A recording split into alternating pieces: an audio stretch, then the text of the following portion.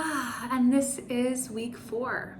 I cannot believe that it has been a month since I gave birth to Lucas. He's with me here today in the video. We're having a little afternoon snack.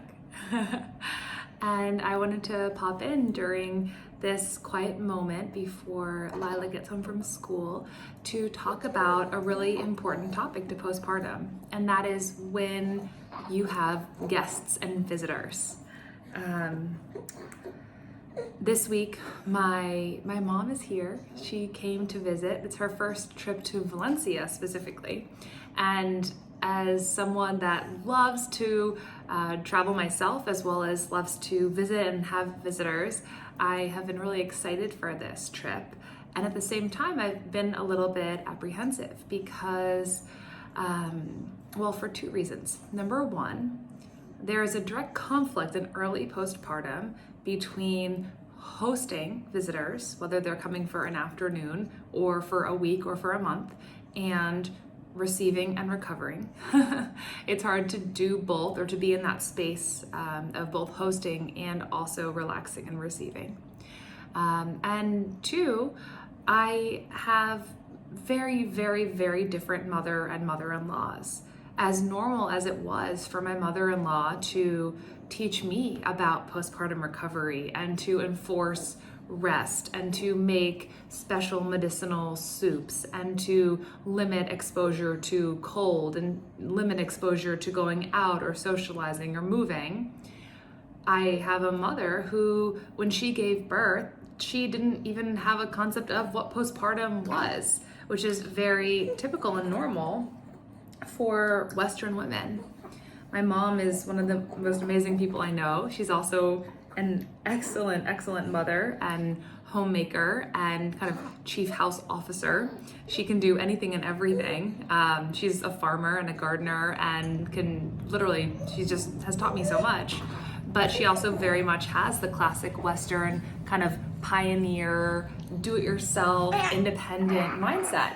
And so having her as a visitor is a great experiment for me to find what the right balance is and how I can show up in a way that I want to and also in a way that I need to.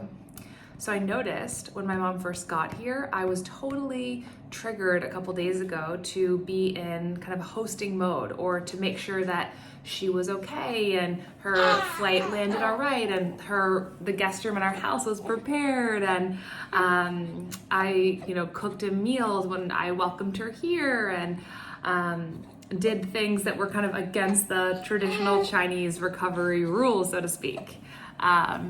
And funnily enough, as she was jet lagged and then, in a state of kind of recovery herself from a big trip, cross-continental trip, she kind of was almost in the receiving postpartum state that I have been in. So it was almost for a minute like a role reversal. And then I, thanks to my amazing husband Warren, had a check-in and was like, okay, where is the right, kind of finding the right balance?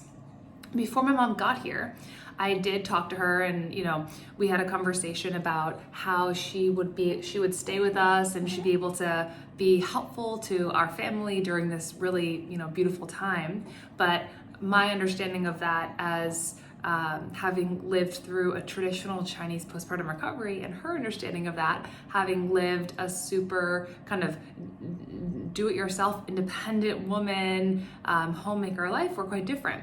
And so we've kind of been in communication about what sort of her hopes and expectations are, what she likes and wants to do, and also what my needs are. And I've found myself really thinking about what are needs that I have in this time that she can do that would also bring her joy and not take away from her trip. And what would be the right balance. So that's kind of where we're at right now, of practicing this nice experimenting sort of place. And also I've really loved having conversations with my mom about what her experience has been with her postpartums, and what her kind of experience is watching me go through this now. It's not my job to convince her that a postpartum recovery is important, and it's certainly not the time to kind of unpack mother-daughter relationship stuff, but it is a really amazing opportunity to practice what I've been writing and teaching and coaching about, which is honoring, as a new mom, honoring your needs when people come to visit and want to hold the baby a lot and want to do the fun things, not necessarily the kind of messy things that are necessary for life with a newborn and managing a household. So yeah, this week has been a really cool practice, and also a real joy to watch my mom spend time with my kids and to see her experience them for an extended period of time. With Lila in my first postpartum, my mom came to visit a couple of times for those first couple of months, but it was COVID and I was living with my in-laws practicing the traditional Chinese recovery, the 坐月子. So now having her here and staying in our home, and this is really the most time we've spent together consecutively in a long time. And so yeah, kind of being with what comes up with that. It's a really, I feel like when a woman becomes a mother, or becomes a mother of two or of multiple, it's such a special window and an opportunity for exploration and hopefully healing and expansion within the relationship of the woman who's been a daughter and her mother, if that makes sense. I know that certainly was the case when with my pregnancy and birth with Lila. It was a lot of challenging times with my mom and a lot of healing that has been happening. And now it's kind of a different time, different place, and a different level of connection that can happen. So kind of finding my footing on a kind of day-by-day basis, and really grateful to have her here. And like I said, to also experience a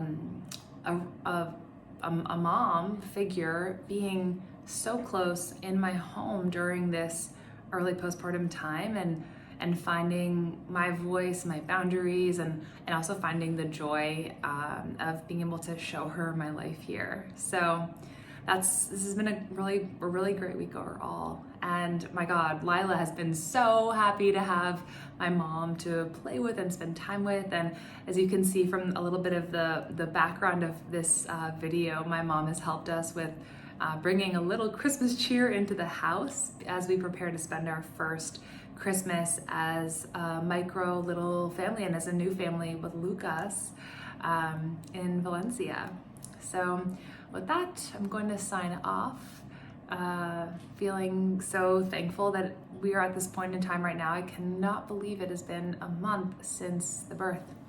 And I'll need to sign on again soon so I can talk about the birth story before too much time goes by, because that was such an amazing experience. And now that I've had a couple weeks to process, I feel ready to share. So more on that soon.